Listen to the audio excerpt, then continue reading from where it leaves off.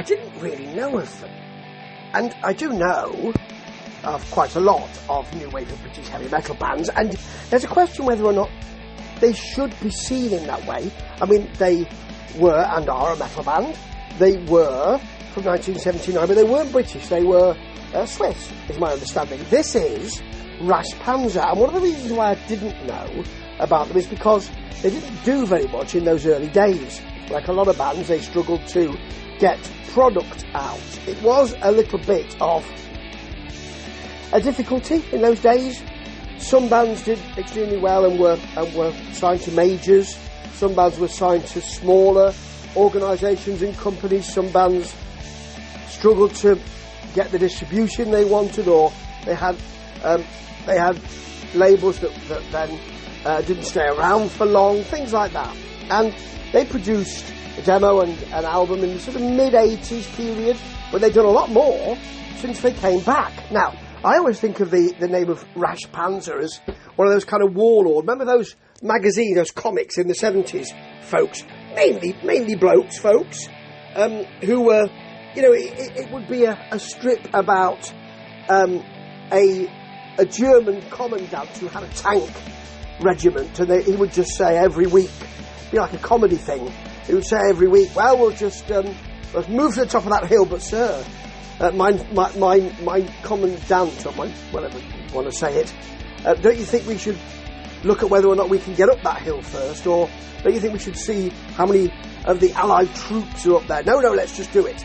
Ending in spectacular losses, and wow, that sort of thing, and aye, British a pig dog and all that kind of stuff. That was in The Victory and The Warlord, if I remember rightly, and all that sort of stuff. I think of the name like that. It's a bit of a diversion, but actually they're nothing like that. What they are, although they are tough and they are metallic, but there's quite a lot going on here. It's not just about, well, you know, there's heavy metal.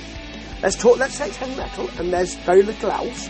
We start with the album, should I say, is called Born to Rock and Roll, and that's the first track. It's a massive statement. It's as if they're saying, look, you can't ignore us now.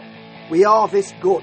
Start with a jaw harp, you know, that little kind of mouth-played harp thing. And then we get big hammer. We get an opening chorus and a big and bothersome solo. Then it breaks down to a bit of gang vocalising with a beat. And that jaw harp's back again. Great, just great. But they can also do glam metal with fight. They've got Shout It Up Loud. Not Shout It Out Loud, Shout It Up Loud, which is actually AC/DC and Kiss combined. I mean, to do that is something a bit special, isn't it? We've got big accessible hard rock in King of the Road with a massive metallic solo. They love glam metal here, I think. Only You is like that. Only You. Isn't that song? It's a glam metal feel, which I like very much indeed. And then on Change Your Thoughts has got nasty, speedy riffing with a big freewheeling solo. And Rockify, I think that's the penultimate track here. Big, simple, loping rock. Love it. It isn't hard to understand. It isn't hard to get into. It has simplicity at its heart. It has an enjoyment of that kind of rock at its heart, but it doesn't stay in the kind of heavy metal sort of area that you'd think it would. It doesn't stay there in that position. It moves around. I like that. Now, I was born to rock and roll, I believe, and to do other things as well. And that seems to be the same for this Rash Panzer as well. Ta-ta.